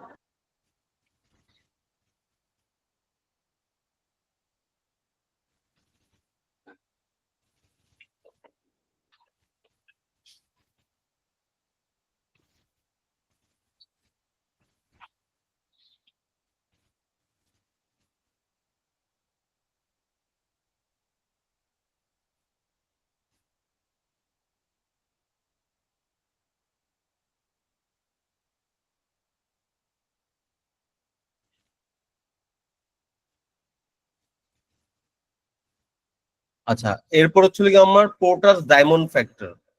এটা কিন্তু এটাও খুবই ইম্পর্টেন্ট, মানে এই চ্যাপ্টারে কিন্তু বেশ কয়েকটা টপিক খুবই ইম্পর্টেন্ট, যেগুলো আমাদের অনেক জায়গায় কাজে লাগে। হ্যাঁ, আমরা তো ওমাইস 5 ফ্যাক্ট 5 সিস পড়লাম। 5 সিসটাতে কি বললো ওরা, হচ্ছে গিয়ে বললো কি তুমি ব্যবসায় গ্রো করতে চাইলে তুমি বিদেশ যাও বা দেশের বাইরে তুমি ব্যবসা করো। আর পোর্টার্স কি বলছে, পোর্টার্স বলছে হচ্ছে গিয়ে বেসিক্যালি তোমার হচ্ছে গিয়ে বলছে হচ্ছে গিয়ে তুমি গ্লোবালি যাবা, but you have to first win local to go global. Like আমাদেরকে আগে লোকালি আগে এক্সপেল করতে হবে, মানে আমাদের লোকালি আগে জিনিসটাকে দাঁড় করাতে হবে, তারপর আমরা গিয়ে গ্লোবাল যাব। পোর্টার্স বলছে হচ্ছে গিয়ে এই কথা। হুম, পোর্টার্স, এখন পোর্টার্স এর হচ্ছে গিয়ে যেই ডায়মন্ড ডায়মন্ড মডেল, এই ডায়মন্ড মডেলের হচ্ছে গিয়ে 4টা ফ্যাক্টর আছে। হ্যাঁ, 4টা ফ্যাক্টর। এখন এইটা জাস্ট আমি আপনাদেরকে সিম্পল একটা এক্সাম্পল দিয়ে এই জিনিসটা বুঝাই। এইখানে আপনার বেসিক্যালি পোর্টার্স এর যে ডায়মন্ড, এটা হচ্ছে কি আপনি চিন্তা করতে পারেন এটা একটা লাইক সিক্রেট, মানে একটা উইজার্ড। মানে এটা এমন একটা সিক্রেট, যেই সিক্রেটের কারণে কিছু কিছু দেশ কিছু কিছু ইন্ডাস্ট্রিতে খুবই ভালো করে, আবার কিছু কিছু দেশ কিছু কিছু ইন্ডাস্ট্রিতে খুবই বাজে। যেমন বাংলাদেশ টেকনোলজিক্যাল ইন্ডাস্ট্রি বা আমার যদি সফটওয়্যার বলি, ওগুলোতে কিন্তু খুবই বাজে। যেখানে জার্মানি বা জাপান এরা কিন্তু খুবই অ্যাডভান্টেজ পায়। হ্যাঁ, অ্যাডভান্টেজ পায়। আবার ম্যানুফ্যাকচারিং, চিপ প্রোডাকশন, এগুলাতে কিন্তু আবার চিপ প্রোডাকশন আবার বাংলাদেশে আবার খুবই অ্যাডভান্টেজ পাওয়া যায়, ইউরোপিয়ান কান্ট্রিতে আবার অ্যাডভান্টেজ নাই। হ্যাঁ, সো আমি আপনাদেরকে পুরাটা পুরাটা হচ্ছে গিয়ে যদি একটা এক্সাম্পল দিয়ে বুঝাই, লাইক রিসেন্টলি যে জিনিসটা খুবই হাইপ, সেটা হচ্ছে গিয়ে বিওয়াইডি কার, বিওয়াইডি ইলেকট্রিক ভেহিকল। নাম শুনছেন এটার কেউ? বিওয়াইডি নাম শুনেন নাই? টেসলার নাম শুনছেন? হ্যাঁ ভাই। জি, এটা শুনেছি। টেসলা সবাই, বিওআইডি হচ্ছে আপনার চায়নার কোম্পানি। Exactly BYD. এখন টেসলার নাম শুনছেন সবাই, কিন্তু বিআইডি শুনেন নাই। কিন্তু বিওয়াইডি কিন্তু টেসলার মার্কেট অলরেডি শেষ করে ফেলছে। টেসলার চেয়ে অনেক বেশি রেভিনিউ আর্নিং করতেছে এবং পুরা গ্লোবালি পুরো মার্কেট ধরে ফেলছে বিওয়াইডি। ইলেকট্রিক ভেহিকল বলতে আগে আমরা টেসলা বুঝতাম, এখন কিন্তু কেউ টেসলা বুঝে না। কম্পিটিশন কিন্তু অলরেডি চলে আসছে। চায়না চায়না কিন্তু আগে কার ইন্ডাস্ট্রিতে ফোকাস ছিল না। কার ইন্ডাস্ট্রিতে প্লেয়ার কারা ছিল? জার্মানি প্লেয়ার ছিল, এরপর জাপান প্লেয়ার ছিল, হ্যাঁ, কোরিয়া প্লেয়ার ছিল, তারপর হচ্ছে কি আপনার আহ এই কি বলে আমেরিকাও প্লেয়ার ছিল, বাট চায়না কখনোই প্লেয়ার ছিল না। এখন দেখেন চায়না হুট করে আমেরিকান কোম্পানি টেসলাকে বিট দেওয়ার জন্য বিওয়াইডি তারা নামালো, এবং তারা দে আর সাকসেসফুল, দে আর প্রিটি মাচ সাকসেসফুল। এই সাকসেসের কারণ কি? এই সাকসেসের কারণটা আমরা এই যে আমরা পোর্টার যে ডায়মন্ড থিওরি বা 4 ফ্যাক্টরস থিওরি, এই জিনিসটা অ্যানালাইসিস করলেই আমরা বুঝতে পারবো ওরা কেন সাকসেসফুল। চায়নার কার ইন্ডাস্ট্রিটা কেন সাকসেসফুল হচ্ছে, কারণ ওরা কিন্তু এই পোর্টার ডায়মন্ডের এই 4টা ফ্যাক্টর ওদের মধ্যে আছে, সেজন্যই ওরা সাকসেসফুল হয়েছে। হ্যাঁ, সো এটা আমরা ওয়ান বাই ওয়ান আমরা ভাঙি। সেটা হচ্ছে ফার্স্টে হচ্ছে আমাদের ফ্যাক্টরস কন্ডিশন। হ্যাঁ, ফ্যাক্টর কন্ডিশন।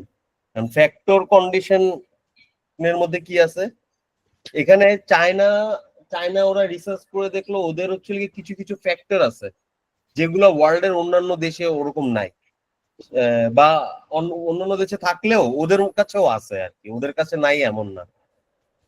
সেটা কি ফ্যাক্টর আছে কিছু কিছু, যেমন লাইক ওদের কাছে অনেক টেকনিক্যাল ইউনিভার্সিটিজ আছে, অনেক ভালো ভালো ইউনিভার্সিটি আছে যেগুলো টেকনিক্যাল সাউন্ড ইঞ্জিনিয়ার প্রডিউস করে।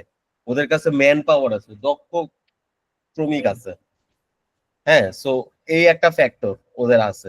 এরপর কি, গভর্নমেন্ট বিভিন্ন ধরনের ইনসেনটিভ দেয়।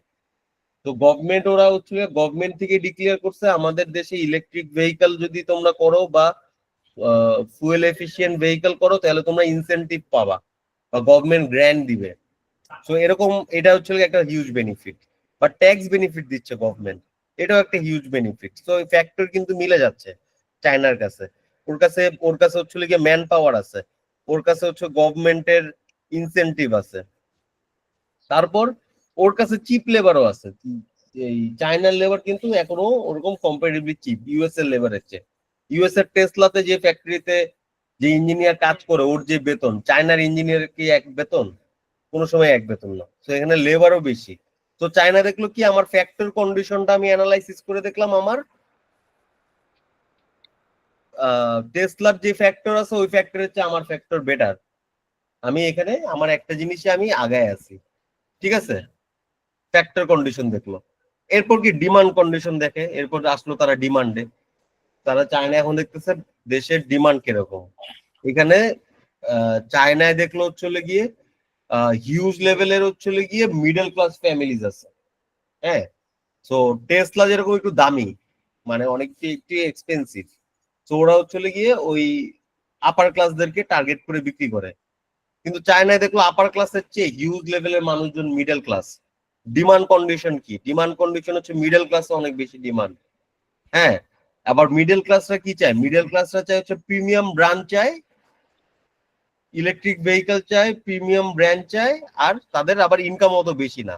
তো এটা হচ্ছে ওদের ডিমান্ড কন্ডিশন। তাহলে ওরা বললো ছিল তাহলে আমার যেহেতু চিপ লেবার আছে, আমার যেহেতু গভর্নমেন্ট সাবসিডি আছে, আমি কম দামে গাড়ি ছেড়ে আমি মিডল ক্লাসকে আমি হচ্ছে গিয়ে টার্গেট করব। একটা টেসলার দাম যেখানে 1,40,00,000 টাকা, ওইটার বিওয়াইডির ওইটার দাম হচ্ছে গিয়ে 60 লাখ টাকা, অর্ধেকেরও কম। আর যদি আমি টেকনোলজির দিক থেকে যাই, অনেক ক্ষেত্রে টেসলাকে বিট করে বিওয়াইডি। হ্যাঁ, সো প্রিমিয়াম কার, মানে কারটার এমন লুক দিবে যেটা হচ্ছে প্রিমিয়াম ফিল দিবে। সো ডিমান্ড কন্ডিশন ও অ্যানালাইসিস করলো। হ্যাঁ, অ্যানালাইসিস করার পর হচ্ছে গিয়ে সে দেখলো হচ্ছে রিলেটেড এন্ড সাপোর্টিং ইন্ডাস্ট্রি দেশে। এখন আমি যেহেতু ইলেকট্রিক ভেহিকেল বানাবো, হ্যাঁ, আমার হচ্ছে রিলেটেড ইন্ডাস্ট্রি কিরকম আছে দেখলো। চায়নায় হচ্ছে হিউজ লেভেলের local battery technological AI related farm ভরা। হ্যাঁ, চায়নায় কিন্তু ব্যাটারি যত প্রোডাকশন হয় ওয়ার্ল্ডের ম্যাক্সিমামই চায়না থেকে। ইভেন টেসলাও দেখবেন হচ্ছে চায়না থেকে ব্যাটারি নিয়ে যায়। হ্যাঁ, সো ওদের কাছে লোকাল রিলেটেড ইন্ডাস্ট্রির অভাব নাই, ইন্ডাস্ট্রি হয়েছে ওদের। হ্যাঁ, এরপর চলে গিয়ে অনেক জয়েন্ট ভেঞ্চার্স রয়েছে। সো ওদের রিলেটেড ইন্ডাস্ট্রিও অ্যানালাইসিস করে দেখলো না, রিলেটেড ইন্ডাস্ট্রিও অনেক আছে। তো এরপর খালি কি বাকি থাকে, strategy and rivalry, farm strategy, structure and rivalry. হ্যাঁ, সো এইখানে কি ওদের হচ্ছে দেখলো রাইভালরিও হাই। কারণ হচ্ছে চায়নায় কিন্তু বসে থাকে না, মানে আপনি যে কোনো কিছু আপনি যদি একটা কিছু বের করেন পরের দিনই কপি হয়ে যায়, বা আপনার অনেক হিউজ লেভেলের প্রোডাকশনে চলে আসে, মার্কেট কিন্তু থাকে না, মার্কেট নষ্ট হয়ে যায়। তো এখানে অনেক বেশি লোকাল কম্পিটিশন আছে। আর আর হচ্ছে গিয়ে আপনার যে স্ট্র্যাটেজি গুলো আছে রাইভালরির, ওরা হচ্ছে গিয়ে অনেক সময় লো কস্টে বিট করতেছে।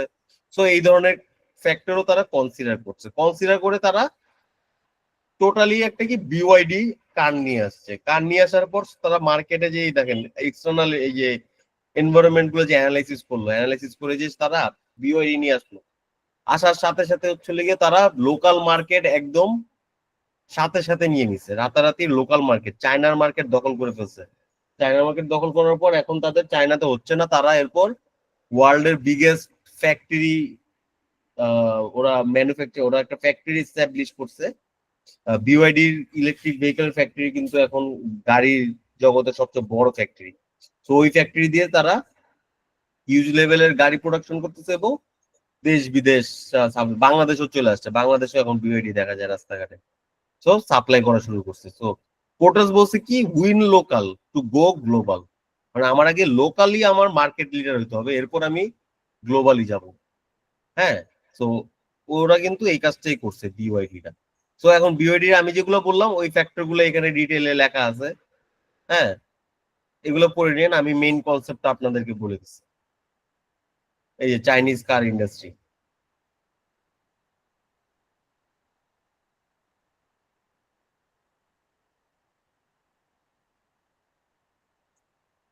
তারপর কি এখানে হচ্ছে গ্লোবালাইজেশনে আবার কিছু লিমিটেশন আছে, পলিটিক্যাল রিস্ক আছে। যেমন বাংলাদেশে এখন হচ্ছে গিয়ে ইনভেস্টর ওরকম ভাবে আসতেছে না কেন, কারণ ওই গভর্নমেন্ট এখন হচ্ছে গিয়ে পলিটিক্যালি এখন স্টেবল না। সো গভর্নমেন্ট আবার যে কোনো সময় চেঞ্জ হতে পারে। চেঞ্জ হলে এই গভর্নমেন্ট যে সকল প্রতিশ্রুতি দিচ্ছে, পরের গভর্নমেন্ট যদি ওগুলো অস্বীকার করে তাহলে তো ওটার কেউ রিভার্স করতে পারবে না। সো এটা এক ধরনের রিস্ক আছে। হ্যাঁ, এরপর custom duty, barrier, local content, minimum price and anti dumping action. Minimum price মানে কি? মিনিমাম প্রাইস হচ্ছে গিয়ে এই যেমন আমেরিকা যেটা করে, তোমার অন্য দেশে তুমি প্রোডাকশন করো বা যাই করো, তুমি আমার দেশে ঢুকাই দিলে তোমার এই মিনিমাম এই প্রাইসটা দিয়েই ঢুকাই দেবে, তোমার চিপ হোক আর যাই হোক। এমবার্গো দেয়, মানে ব্যান করে দেয় অনেক কিছু অনেক জায়গায়। তো এই ধরনের বিভিন্ন ধরনের ট্রেডের আমাদের ব্যারিয়ারও আছে। এই যে ট্রেড ব্লকস এন্ড ট্রেড, এগুলো আপনারা একটু দেখে রাখবেন। এগুলা কিছু কিছু আমাদের এই যে সংঘ, যেমন নাফতা, ঠিক আছে, ইউ, ইউরোপিয়ান ইউনিয়ন, তারপর ইকোওয়াস, এশিয়ানের মধ্যে হচ্ছে গিয়ে যে এই কান্ট্রি গুলো ট্রেড করে। সো এগুলো কি, এগুলো এক ধরনের ব্যারিয়ার দেয়। মনে করেন আপনারা যখন একটা ট্রেডিং ব্লক ক্রিয়েট করেন, এই ট্রেডিং ব্লক ক্রিয়েট করলে যেমন মনে করেন এশিয়ানে Indonesia, Malaysia, Philippines, Thailand, Brunei, Cambodia, Laos, Myanmar, Vietnam, এগুলো হচ্ছে গিয়ে একটা বেনিফিট পায়। সেই ক্ষেত্রে বাংলাদেশ যদি মনে করেন এখানে যায়, বাংলাদেশ তো ওই বেনিফিটটা পাবে না। তো না পেলে কি বাংলাদেশের প্রাইস অলরেডি বেড়ে যাচ্ছে বা ওরা একটা কম্পিটিটিভ ডিসঅ্যাডভান্টেজে আছে। হ্যাঁ, তো এই ব্যারিয়ার গুলো হচ্ছে কি আমাদেরকে ইন্টারন্যাশনাল ট্রেডে যেতে বাধা দেয়। বুঝে গেছে চ্যাপ্টারটা? আমার যেটা টার্গেট ছিল যে আমার পোর্টাস ডায়মন্ড মডেলটা আমরা বুঝবো, পেস্টেলটা বুঝবো, আর আমরা ইকোনমিক যে আমাদের আহ, এই যে ইকোসিস্টেমটা বুঝবো। তো এগুলো কি বুঝে গেছে? কারো কোনো কোশ্চেন আছে চ্যাপ্টার 4 থেকে?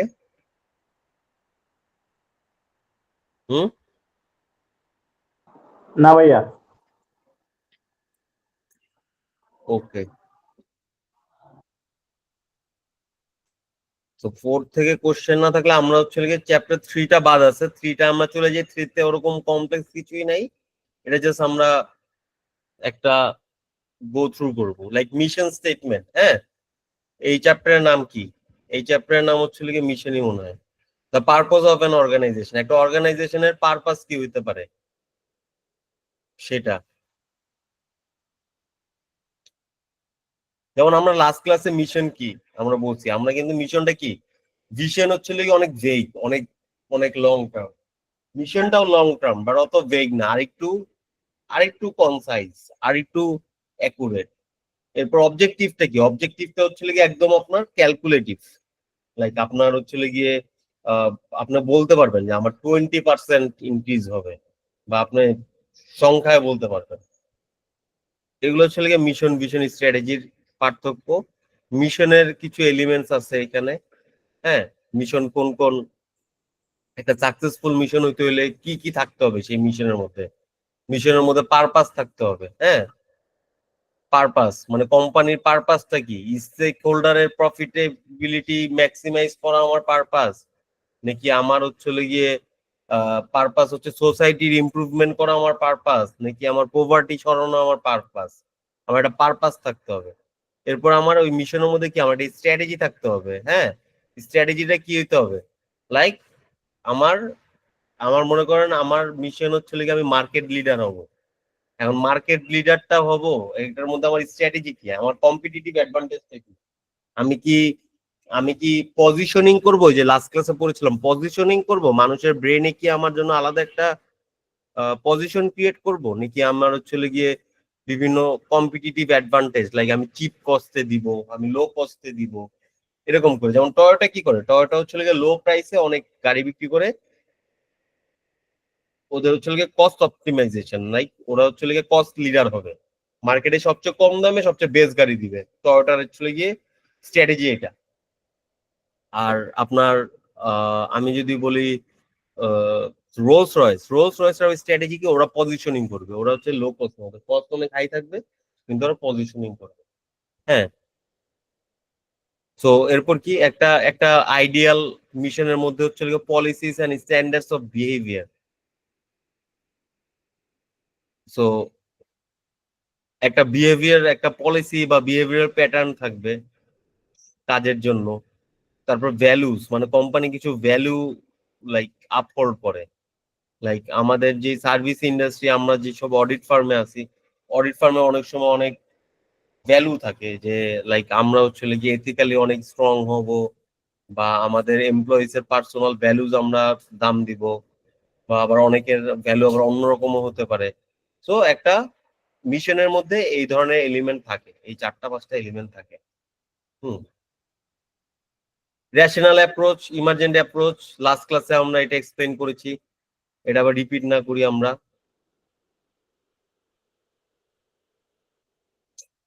আর মিশন স্টেটমেন্ট কি, যে মিশনটা আমার আছে ওটারে হচ্ছে লিখে লিখে লেখা কি মিশন স্টেটমেন্ট বলে, হ্যাঁ।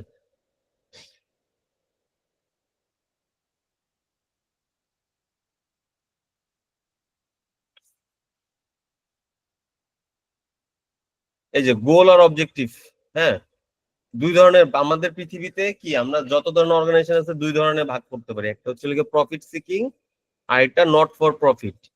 প্রফিট সিকিং সিকিং কি, প্রাইমারি গোল হচ্ছে গিয়ে ওনারের টাকা বাড়ানো, শেয়ার হোল্ডারের ওয়েলথ বাড়ানো, এটা হচ্ছে ওর গোল, হ্যাঁ, এটা হচ্ছে গিয়ে তাদের প্রাইমারি গোল থাকে। সেকেন্ডারি গোল আবার হচ্ছে গিয়ে আপনার ভ্যালু এডিশন, বা আমার হচ্ছে গিয়ে বা সিএসআর, এগুলো থাকতে পারে। কিন্তু আর প্রাইমারি গোল থাকবে হচ্ছে গিয়ে শেয়ার হোল্ডারের ওয়েলথ বৃদ্ধি।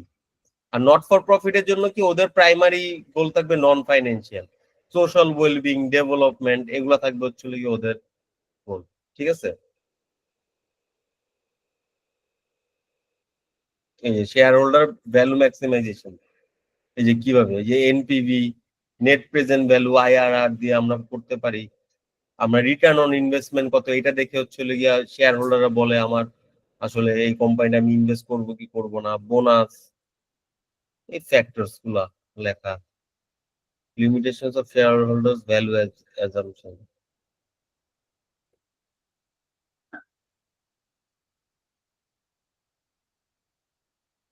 কিছু কিছু লিমিটেশন এখানে বলা আছে।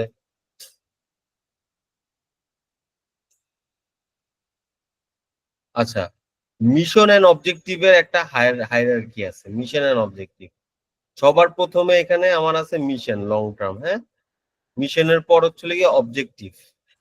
যেটা মিশনটা যদি হয়, আমি আমার মিশন হচ্ছে গিয়ে, মিশন বা গোল আমার হচ্ছে গিয়ে প্রফিট ম্যাক্সিমাইজ করা, বা আমি এই মার্কেটের বেস্ট প্লেয়ার হব। অবজেক্টিভ কি, ওটার থেকে আরেকটু ক্লোজ, আরেকটু ছোট। আমরা যদি একটা টাইম লাইন চিন্তা করি, তাহলে মনে করেন আমাদের যে বিগার বক্সটা আছে, বড় বক্সটা, ওটা হচ্ছে মিশন। বড়টার যে সেকেন্ড বক্সটা আছে, আর বড়টা একটু ছোট, ওটা হচ্ছে গিয়ে আমার অবজেক্টিভ, মানে আরেকটু প্রিসাইজ। এরপর আমার স্ট্র্যাটেজি হচ্ছে কি আরো প্রিসাইজ, লাইক একদম বটম লাইন। এরপরটা কি অ্যাকশন প্ল্যান, ডিরেক্ট অ্যাকশনে যাওয়া। এটা হচ্ছে কি একটা মিশন এন্ড অবজেক্টিভের হায়ারার্কি। তো একটা থেকে একটা আসে, লাইক আমার মিশনটা থাকবে, অবজেক্টিভও সেট করে থাকবে। লাইক আমার মিশনকে সাপোর্ট করবে অবজেক্টিভকে সাপোর্ট করবে স্ট্র্যাটেজিসকে সাপোর্ট করবে আমার অ্যাকশন গুলা। হুম।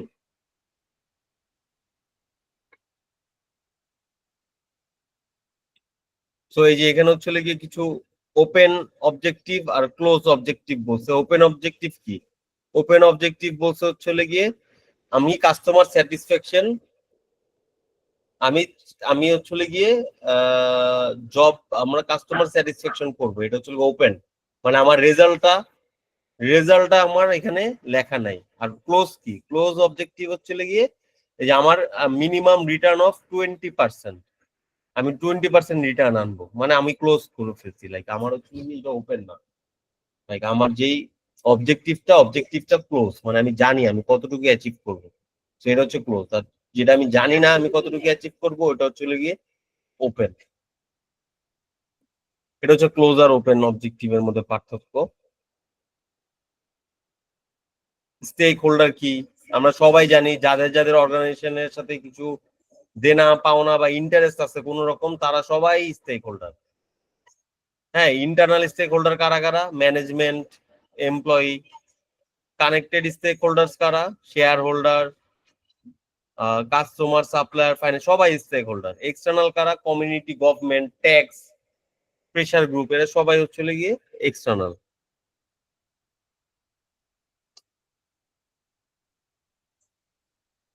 এই যে ইন্টারনাল স্টেক হোল্ডারদেরকে নিয়ে employee and management,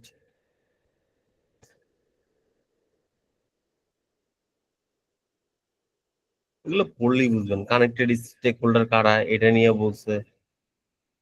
external stake holder কারা? যে government, interest, pressure group, dependency, weak, stakeholder mapping, power and interest. আচ্ছা, এরকম আমরা যখন এরকম টাইপের যখনই কোনো চার্ট দেখবো, হ্যাঁ, যেমন এটা হচ্ছে গিয়ে মেন্ডেলোস পাওয়ার ইন্টারেস্ট ম্যাট্রিক্স। হ্যাঁ, মেন্ডেলোস, যেমন এই ম্যাট্রিক্সটা হচ্ছে গিয়ে আমাদের ইম্পর্টেন্ট।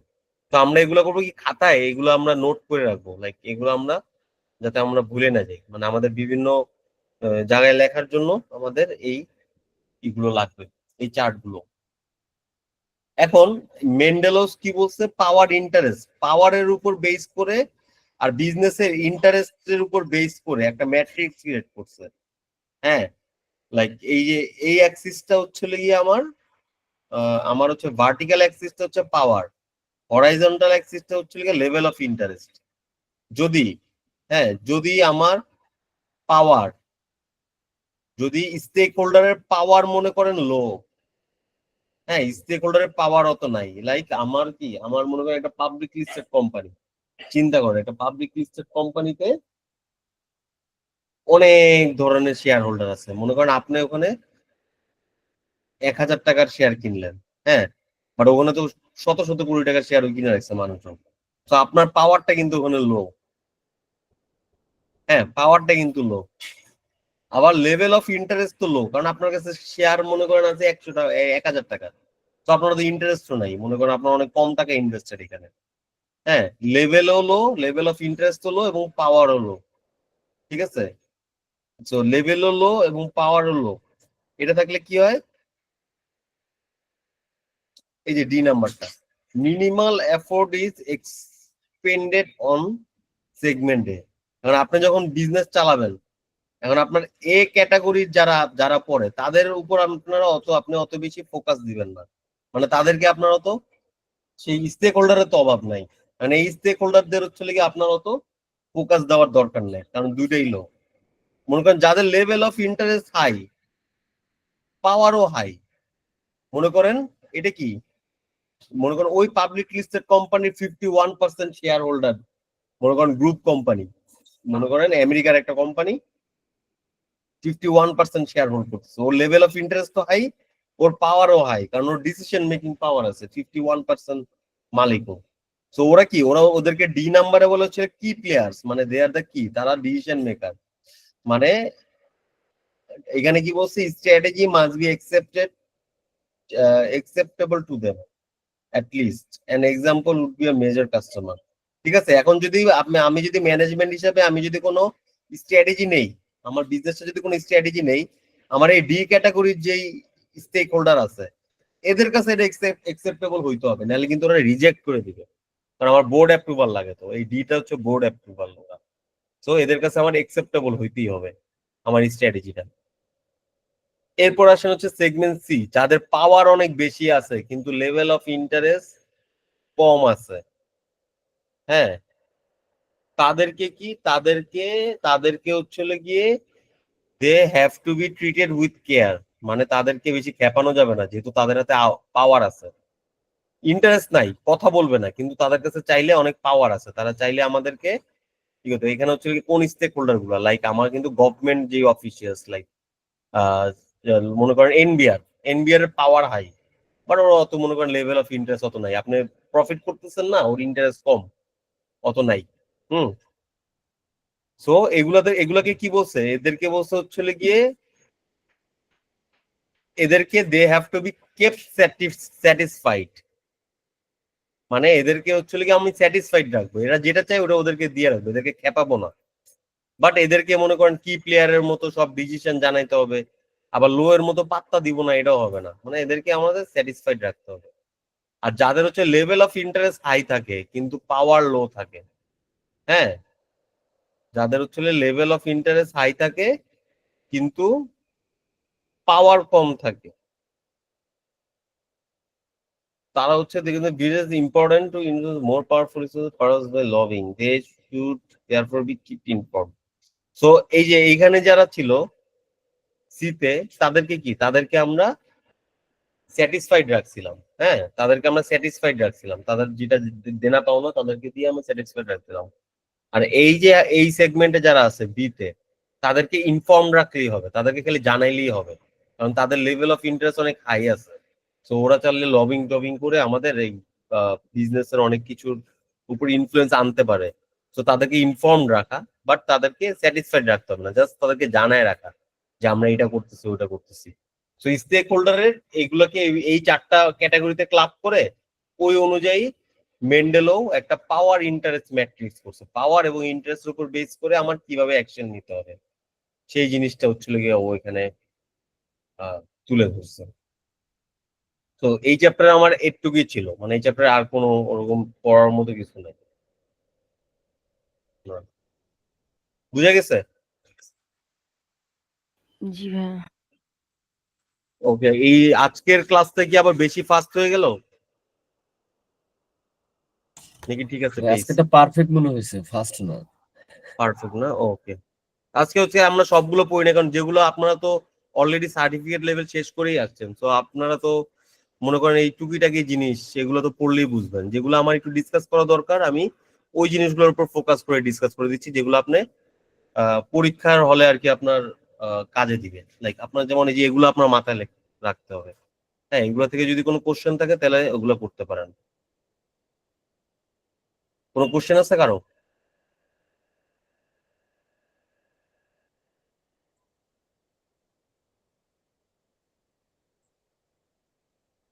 ভাইয়া লেখার স্কিলটা কিভাবে বাড়াবো? এই যে লেখার মনে স্কিল? করেন, হ্যাঁ, সিনারিওর আলোকে এগুলা তো হ্যাঁ। মনে করেন যেগুলো বুঝাচ্ছেন এগুলো বুঝি। যেমন আমি আরো 2বার পরীক্ষা দিচ্ছি বিজনেস স্টাডি, হুম, তো দেখা গেছে যে পরীক্ষার হলে গিয়ে অনেকটা হুম। হিমশিম খাচ্ছি, মানে এটাকে কিভাবে গোছায় লিখবো, কোথায় শুরু করব, কোথায় শেষ করব, এই যে বা দেখেন, আমি আমি কোথায় কিন্তু লিখবো। পড়ানোর সময় আপনাদেরকে বলতেছি যে আপনারা কিভাবে কানেক্ট করবেন। আপনারা কিন্তু জি, জানেন সবই, কিন্তু লেখার সময় কানেক্ট করেন না। এই পেস্টেল রাইট। নিয়ে আসবেন, মেন্ডেলোসের যেই থিওরি গুলা, ওর পাওয়ার জি, কম, ওর ইন্টারেস্ট কম, এই জিনিসগুলো নিয়ে আসেন না। আপনি ওই যে বইয়ের জিনিসপত্রগুলো নিয়ে আসেন, কানেক্ট করেন। এগুলা কানেক্ট করলে আপনার লেখার কোয়ালিটি এমনিই বেড়ে যাবে। আর আপনার হচ্ছে গিয়ে যে কেস বেস, এগুলো হচ্ছে গিয়ে যেহেতু কেস বেস লেখা, যাদের প্র্যাকটিস নাই কেস বেস লেখায়, বা যাদের একটু গ্রামাটিক্যাল প্রবলেম হয়, তারা কিন্তু, আমি বারবার বলতেছি, এটা কিন্তু আপনার প্রিভিয়াস ইয়ারের কোশ্চেন ব্যাংক দেখে আপনার প্র্যাকটিস করতে হবে অনেক। আপনারা প্র্যাকটিস করুন, কয়েকটা অ্যান্সার করেন, অ্যান্সার করে আমাকে পাঠান, আমি দেখে দিই যে আপনাদের এই কোথায় আপনাদের গ্যাপ হচ্ছে। বুঝছেন, প্র্যাকটিস করা ছাড়া তো কোনো উপায় নেই। কারণ প্র্যাকটিস করার পর কি করতে পারি আমি হচ্ছে এটা আপনাদেরকে গাইড করতে পারি যে এই জিনিসটা এভাবে না লিখে আপনারা শুরু করেন এইভাবে। তো আমার এখানে একটা মেজর টিপ আছে, সেটা হচ্ছে কি আপনি যখন কোনো কোশ্চেনের অ্যান্সার দিবেন, হ্যাঁ, কেস বেস সিনারিও, আমরা করি অনেক সময় আগে অনেক কথা লিখি, লিখে অনেক ব্যাকগ্রাউন্ড দেওয়ার চেষ্টা করি, করে এরপর গিয়ে আমরা মেইন অ্যান্সারে যাই। এরকম না করে আমি যেটা করতাম সেটা প্রথম লাইনেই আমি আগে অ্যান্সারটা বলে দিতাম যে আমার অ্যান্সার হচ্ছে কি এইটা, এক লাইনে আমার অ্যান্সার শেষ। এরপরে গিয়ে আমি এক্সপ্লেন করতাম, আমি মিলাইতাম, আমি কানেক্ট করতাম, আমি সব করতাম। ঠিক আছে, এটাতে কি হয় যে হচ্ছে কি আপনার খাতা দেখবে, তার কিন্তু এত টাইম নেই, এত শত শত খাতা এতগুলো পড়ে। সে আপনার প্রথম লাইন দেখে বুঝবে না ও অ্যান্সার জানে, ওর ওর ফান্ডামেন্টাল ঠিক আছে, এরপরে ও ব্যাক সাপোর্ট দিছে, এরপর গুলো যদি সে নাও পড়ে সে আপনাকে একটা ভালো মার্ক দিবে। আর তার যদি পুরোটা পড়ে যদি আপনার অ্যান্সার খুঁজতে হয় মাঝখান থেকে, তার মেজাজ এমনি খারাপ হয়ে যাবে, সে আপনার এমনি মার্ক দিবে না।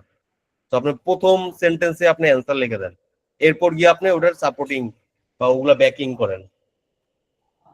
বুঝছেন, এটা একটা লেখার মেজর কনসেপ্ট। আপনি শুরু করবেন সবসময় কোর অ্যান্সার লিখে। মানে বুঝছেন, আপনি বলতেছেন কমেন্ট দিয়ে শুরু করতে, মানে আমার ফাইনাল কমেন্ট যেটা আসবে এটা আগে লিখে রাখতে, এক্স্যাক্টলি তাই তো? ফাইনাল যে লাস্টে যে কমেন্ট করেন না, জি। অ্যান্সারটা দেন, অ্যান্সার ওই অ্যান্সার দিয়ে আপনি শুরু করেন, এরপর গিয়ে ওটারে সাপোর্ট করেন অনেক কথাবার্তা বলে। আপনি প্রথম লাইনে জানাই দেন যে আপনি অ্যান্সারটা জানেন টিচারকে, এরপর গিয়ে আপনি ওটা সাপোর্ট করেন। যদি সে সময়ের অভাবে যদি নাও পড়তে পারে, আপনার প্রথম সেন্টেন্স দেখেই সে বুঝে যাবে আপনি অ্যান্সার জানেন, ওটা না পড়লেও সে আপনার নাম্বার দিবে ভালো। আর তা যদি আচ্ছা ভাই, খুঁজতে, আমাদের সাজেস্টেড আনসারের যে অ্যান্সার গুলা দেয় এগুলো তো অনেক লম্বা লম্বা থাকে, আসলে কি পরীক্ষা হলে এত লম্বা লম্বা লেখার প্রয়োজন পড়ে বা এরকম? মানে কোনগুলা লম্বা লম্বা হয়? মানে আমাদের সাজেস্টেড আনসারে যে অ্যান্সার গুলো করছে এই অ্যান্সার গুলোর জন্য এই অ্যান্সারের পরিমাণ লেখার জন্য আসলে আমরা তো পরীক্ষার হলে এত সময় পাই না। না না না না না, এই যে সাজেস্টেড অ্যান্সার দেখে আপনাদের এত কিছু লিখতে হবে না তো। সাজেস্টেড অ্যান্সার কি, এই জিনিসটা তো কেস বেস। আপনার লেখা একরকম হবে, আমার লেখা একরকম হবে, কারো লেখার সাথে কারো লেখা মিলবে না। সাজেস্টেড অ্যান্সার যে লেখছে সে তো মনে করেন 2-3 দিন লাগায় লেখছে, সে কি আর ওই এক্সামের 3 ঘন্টার মধ্যে লেখছে? সে একটা বলছে বেস্ট সিনারিওতে এইসব এইসব জিনিস ঢুকানো যায়, সে বসে বসে সব রিসার্চ করে লিখে দিছে। কারণ ওইটা তো আপনি ফলো করলে আপনি জীবনে পাস করতে পারবেন না। আপনি লিখবেন আপনার মতো। সাজেস্টেড অ্যান্সারে কি লেখা, সাজেস্টেড অ্যান্সার থেকে আপনি আইডিয়া নিতে পারেন ও কোন কোন অ্যাঙ্গেলে লিখছে, কি কি অ্যান্সার কোথা থেকে আসছে। বাট আপনার তো ওরকম করে লিখতে হবে না। আর ওরকম করে লেখা তো হিউম্যানলি পসিবল না, তো ওরকম করে লিখলে আপনার কেউই তো পাস করতে পারবে না, টাইমের মধ্যে শেষ করতে পারবেন না। তো ওগুলা মাথা থেকে আউট করে ফেলেন, ওখান থেকে আপনি জাস্ট হেল্প নিবেন। সার্চের অ্যান্সার থেকে হচ্ছে অ্যান্সারটা যদি আপনি কিভাবে লিখছি এটা জানতে চান, একটু হেল্প নিতে পারেন। বাট ওইটা আপনার ফলো করতে হবে এমন কিছুই না। আপনি তো আপনার আগে হচ্ছিল গিয়ে আমরা এই একটা ক্লাসে আমাদের টাইমিং কনসিডারেশন করবো, আমরা একটা টাইমিং এর নিয়ে আমরা কোনটার জন্য কতটুকু টাইম কি রাখবো, রিডিং এর জন্য কতটুকু রাখবো, একটা ক্লাসে আমরা এটা নিয়ে ডিসকাস করব। তো ওই ডিসকাশনটার পর হচ্ছে গিয়ে আমরা প্রত্যেকটা কোশ্চেনের জন্য আমরা আলাদা আলাদা করে একটা টাইম সেট করব। ওই টাইমের মধ্যে ওই কোশ্চেন অতটুকু টাইম পাবে, এর বাইরে আমরা ওই কোশ্চেন লিখবো না। তাহলে আমরা দেখবেন পুরোটা কোশ্চেন কভার করতে পারবেন। অনেক স্ট্র্যাটেজির ব্যাপার আছে। আপনি সারাদিন পুরো বই মুখস্থ করে যান, আপনার ওই 3 ঘন্টা 3.5 ঘন্টা যদি আপনি কাজে না লাগাইতে পারেন আপনার কোনো লাভ নাই তো। ওই 3 ঘন্টাই তো মোস্ট ভাইটাল। আমি এই যে আমি হচ্ছে বিজনেস স্ট্র্যাটেজি পাস করছি আমি ওয়ান চান্সে, আমি ওরকম পড়িও নাই আগে, মানে আমার বইটাও ওরকম আমি বই বের করতে বই ওরকম দাগানোও নাই, তো অত পড়িও নাই। তো আমার পাস করছি কেমনে, ওই 3.5 ঘন্টাটা আমি ইউটিলাইজ করছি। আমার সাথে এরকম অনেকে আছে যে 5-7 বার পরীক্ষা দিছে, ওরাও আবার ফেল করছে। ওরা কি, ওরা ওই 3 ঘন্টাটা ইউটিলাইজ করতে পারে না, কিন্তু ওরা কিন্তু আমার চেয়ে আসলে বই বেশি পড়ছে এবং বেশি জানে, আমি কম জানি। তাও আমি পাস করছি কেন, ওই 3 ঘন্টা ইউটিলাইজ করতে পারছি। তো আপনাদের ওই মেইন ফ্যাক্টর যেটা ওই 3 ঘন্টা, ওই 3 ঘন্টা 3.5 ঘন্টা ইউটিলাইজ করতে হবে। আচ্ছা ভাই, আরেকটা প্রশ্ন করি। এই যে আমাদের যে এই ম্যাথ গুলো দিচ্ছে অনেকগুলা, এগুলো আমাদের বইতে তো এরকম ম্যাথ নাই। তো এইটাকে আমরা কিভাবে ইয়াতে আনবো, কন্ট্রোলে নিয়ে আসবো, যদি এটা আজকের টপিক্স এর বাইরে প্রশ্ন? এটা হচ্ছে কি এগুলো আপনাদের যেরকম ম্যাথ গুলো আমি একটা দুটো দেখলাম যে এনপিভি থেকে ম্যাথ আছে, তাই না? ম্যাথ আসে জি জি জি নেট প্রেজেন্ট ভ্যালু, এগুলো তাহলে আমাদের এই ডিসিশন মেকিং এর দিচ্ছে আর কি, মানে ডিসিশন নিতে বলতেছে। হ্যাঁ হ্যাঁ অনেক বুঝছি। এটা হচ্ছে গিয়ে যেমন ম্যাথ গুলো যেগুলো আসতেছে এটা হচ্ছে গিয়ে ওই যে ফাইন্যান্সিয়াল এফএম থেকে আসতেছে, বুঝছেন? এখন এফএম এর আমরা ওই চ্যাপ্টার গুলো পড়তে পারি, লাইক আমরা এই যে এনপিভি রিলেটেড যেখান থেকে ম্যাথ গুলো আসতেছে জি এগুলো আমরা একটু ওইগুলো পড়ে আমাদের কিন্তু এখন একটা জিনিস মাথায় রাখতে হবে, আমাদের কিন্তু এটা বিজনেস স্ট্র্যাটেজির সাথে ওইগুলো সবই লিঙ্ক। লাইক আমার একটা স্ট্র্যাটেজি কি, আমি একটা ডিসিশনে যাব, তো ওই ডিসিশনে যাওয়ার জন্য আমার একটা ক্যালকুলেশন করে আমার দেখা লাগতেছে যে আমার এই ডিসিশনটা ভায়াবল কিনা, আমি এই ডিসিশনটা আগাবো কিনা, তো ওই ক্যালকুলেশনটাও করতে হইতেছে।